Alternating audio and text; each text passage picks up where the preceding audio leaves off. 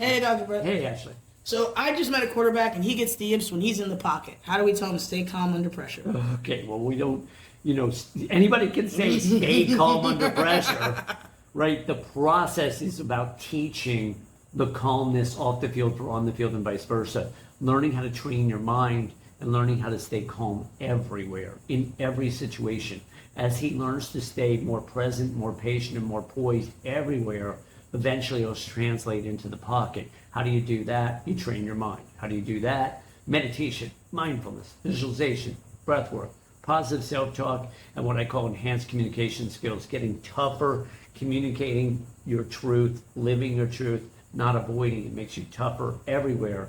And then you step in that pocket and you're just more present, more patient, and more poised. And you only have 2.6 seconds, but it works. Hey, Dr. Brett. Hey, Ashley. How do base runners, how are they able to maintain focus stealing the bases? Stealing the bases. That's funny. No one ever asked me that question.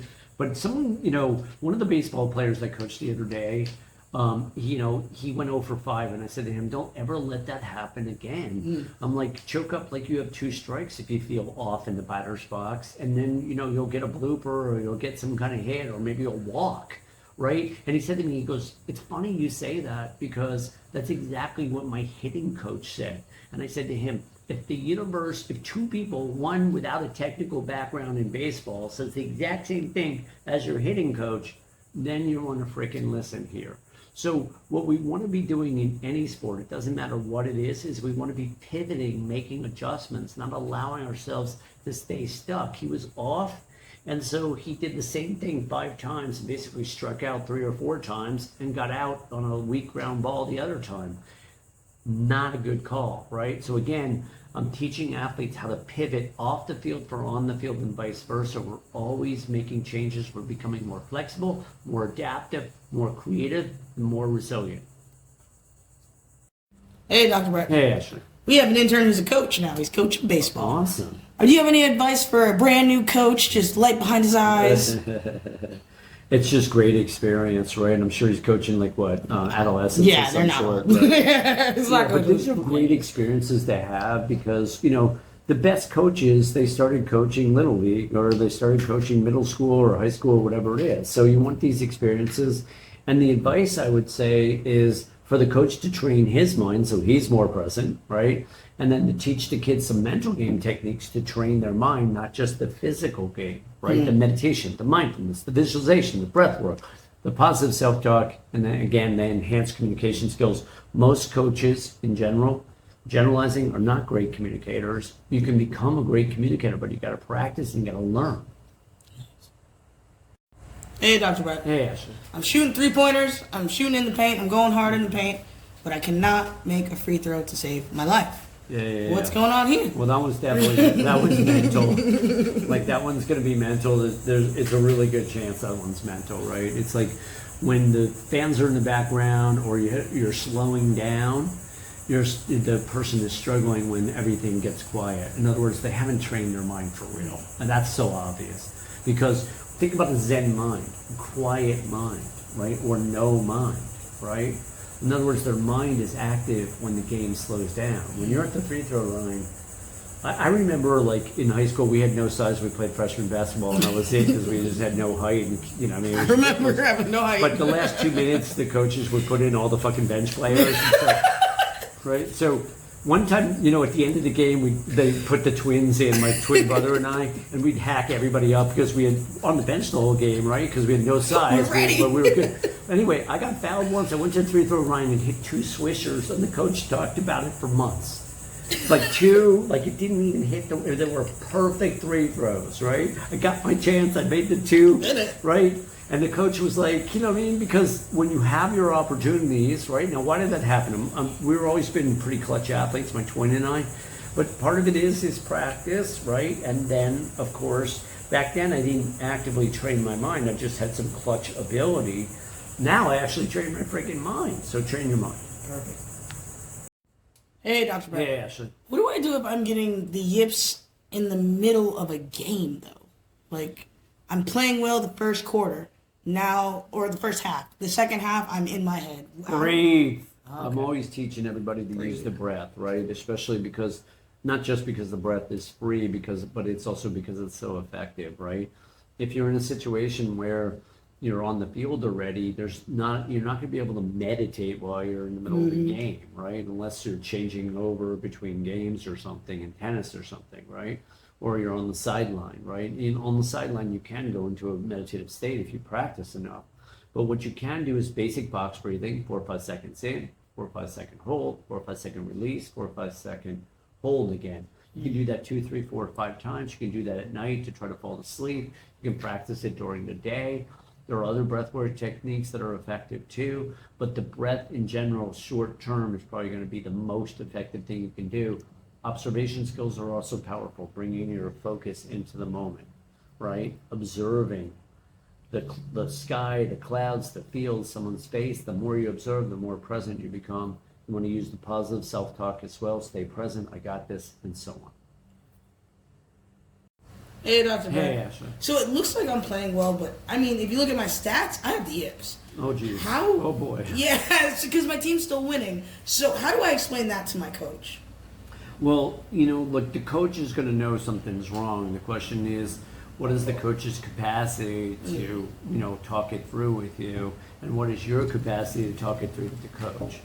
You're probably going to get benched and you're going to have to fight your way back. And that's a tricky thing, right? So the problem with the Yips is you're going to get demoted, right? You might not go from major leagues to AAA, but, you might be on the bench for a little while, or you will get demoted from AAA to AA or whatever it is. So you're going to have to fight your way through it and fight your way back. Communication is going to be a piece of that, but hopefully the coaches will have some understanding as well. If they don't, you're going to need to get really tough about how you communicate. And again, this is why having a sports psychologist or mental game coach or life coach can be invaluable. Hey, Dr. Brett. Yeah. So what I really meant was like when you join in new teams and you're, they're kind of maybe bullying you a little bit and you're a little scared to practice tough. Now, are we in kindergarten or No, first I mean, grade? you still What are we? listen, grown men are still little boys. Yeah, well, we gotta look. I mean, the sports world is about performance, and we got to learn how to get tough, right? And sometimes we go through periods of time where we're yippy, where we lose our confidence. We go through in baseball, they call it a slump, right? You go through slump periods of time, or you do get really yippy, you lose the strike zone or something. You're going to need to work it through. Are there technical aspects of it? Sometimes, like my putting stroke might be too closed or something, whatever it is, and you need to make a little technical adjustment. That can go a long way. A lot of times, though, it's mental, emotional, spiritual. Where are you in your life? Are you getting the emotional tar kicked out of you by your girlfriend or boyfriend? You know what I mean? Where, what's going on off the field? Is one of your parents dying or sick? Did you make a bad business decision, right? So what we want to do is clear up all the dramas and distractions, and then what we want to focus on is what's in the way. And sometimes it can be fear of success, fear of failure. It can get a little deep and tricky. That's why sports psychology is growing so much, because there's so many dimensions to this question you're asking.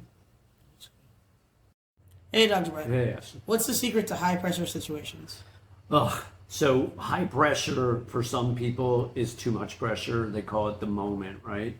But what you're doing is constantly exposing yourself, like the cold or like the heat, to more and more situations where you're having to experience pressure. The more tournaments you play, the better, right? The bigger the tournaments, the closer you get to winning, the better. A lot of people, when they break through, whether it's Scotty Scheffler a few years ago, or Tiger Woods is an exception. He was winning ever since he's a little kid. And Scotty Scheffler was too, #1 player in the world or whatever. But a lot of times when they get to the PGA Tour or pro tennis circuit or whatever it is, they get close a number of times before they finally break through. So we're constantly exposing ourselves to more and more competition, more intense competition, and we're learning how to win, how to thrive under extreme pressure or duress. The Navy SEALs do this shit too, constant exposure. Hey, Dr. Brett. Hey, Ashley. Is there such thing as an unshakable confidence? Unshakable confidence. Yeah, when you're in the zone, you got a couple of hours or whatever it is on a golf course, and then it's going to go. I mean, there are times I have played all full rounds in the zone, but it's pretty rare. And there are golfers that shoot 59 or 60 or 61 or 62. They're in the zone pretty much the whole time. So it can happen. But zones are something that flow states you come in and out of, and what you learn to do is manage the time in between. So you're not always going to be in the zone. When you are, you're picking up chicks. Love it. Hey, Dr. Brett. Hey, Ashley. So what are some strategies when you have to switch teams? How do you deal with the yips when you join a new team? Well, the yips in general are problematic wherever you are. You got to work them through. If you're joining a new team and you have the yips, I'm wondering why. Who's taking you? Like, that's a tricky one, right? Because the yips destroy your confidence, and you're probably being demoted, right? You're going from AAA to AA, the majors back. One of the kids that I almost coached was in the majors. His parents, I talked to his parents, they loved me, but the agent nixed it. He went from the majors back to AAA because he had the yips. And I was pretty close to getting on the ground there. It would have been a lot of fun to help him work through it, but you got to work it through and then bring your way back and build your confidence back. And that's a process, that's a journey. Hey, Dr. Brett. Hey. So what if I'm performing well on the outside, but I don't feel good on the inside? How does that work? How do I become good on the inside as well as the outside? Yeah, that's a fascinating question, and that's really a question that very few people have ever asked me, right? How do you if you're actually doing well and you don't feel it, that's not uncommon because a lot of athletes, especially top athletes, are perfectionists, right? And so they don't give themselves permission while they're trying to make it at the highest levels to enjoy the process. And so that's really about journey and learning how to enjoy the journey and giving yourself permission to celebrate the victories and not just do what Urban Meyer types used to do, which is, they're dialing after they win a national championship. They can't relax or enjoy any of it. A lot of top athletes have that experience. It's so hard to make it that they can't enjoy it till the end of their careers. And often that's not the best way. Hey, Dr. Brett. Hey, Ashley. One of our interns just started golfing. All right. Which one? Cool. Jared. He just started golfing. So he wants to know, how do I hit the ball every time?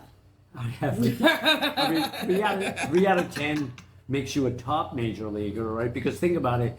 I just looked up the Yankees batting average, and it's 248 for the team. Like, that's their whole team batting average, 248. And they only have a few hitters hitting 300, which is 3 out of 10.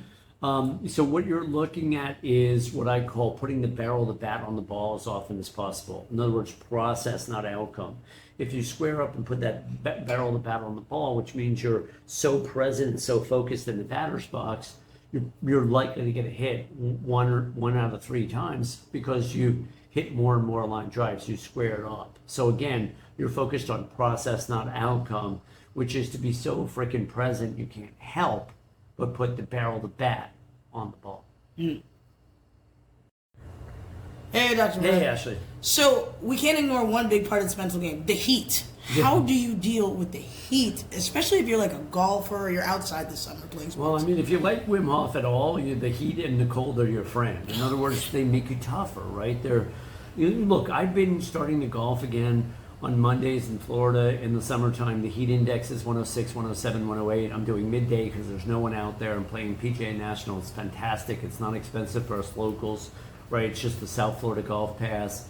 And I am blissed out. I'm listening to podcasts or learning Thai and handling 2.5 hours of 107, 108, 109 heat index, 93, 94 degrees plus the humidity, which is 70, 80%. I'm drinking a lot of water, but I'm blissed out because my body is tolerating the heat because I'm adjusting to it like you can adjust to an ice bath or something. I don't have an ice bath. I was thinking about maybe that I should do that next year. I was listening to Rogan. He was actually giving Andrew Huberman shit for being a pussy around the ice bath. And Rogan's obviously, this is his thing. He's been doing it forever and everything. But when you expose yourself to the cold, you're getting tougher. And literally, believe it or not, Ashley, when I used to live in Westport, Connecticut in my 30s, I used to boycott winter. I didn't wear a winter jacket for like 5 straight winters. That's crazy. At all. That's crazy. And back then, it used to be really cold. Yeah, I'd be 20s and 30s and stuff. And I literally didn't get sick for almost a decade. Like, I just didn't get sick.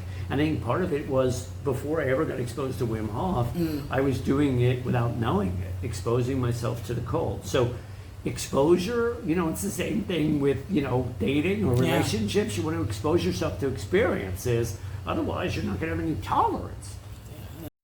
Hey, Dr. Brett. Hey, Ashley. What if you have a captain who isn't being a captain and you feel you can step up to the role of being captain? Yeah, so that's a tricky one, right? Because, leadership is tricky and it's like if you're the colonel and the general sucks, you can't just take his spot. He's the general. So, and you can't really, you don't want to stab him in the back and you don't want to undermine him. You got a cruise ship going by, whatever. I kind of want to keep this Right? though. So that's a tricky one. I think the best probably way to handle it is to deal with the captain and try to empower him to become or her to become a better captain, so to speak, right? And if it's not working, then perhaps you have some conversations with the coach or GM or athletic director. But you got to be it's tricky because you don't want to be whining or tattletaling or going behind people's backs unless it's completely necessary. Hey, Dr. Brett. Hey, Ashley. How can quarterbacks, when their team isn't listening, how do you regroup them? Well, when the team isn't listening, I mean, that's a deeper issue, right? That's a locker room issue. You probably lost the locker room, so you got to revisit your leadership skills. What's going on way before you take the snap or in the huddle, right? If they're not listening and you're the leader, the quarterback, you've got a bigger problem. So I think that's a deeper issue around leadership, and it's a longer term issue about sometimes it can be the environment, meaning the team might not be the best fit as well, but that's something you're going to need to explore with your sports psychologist for sure.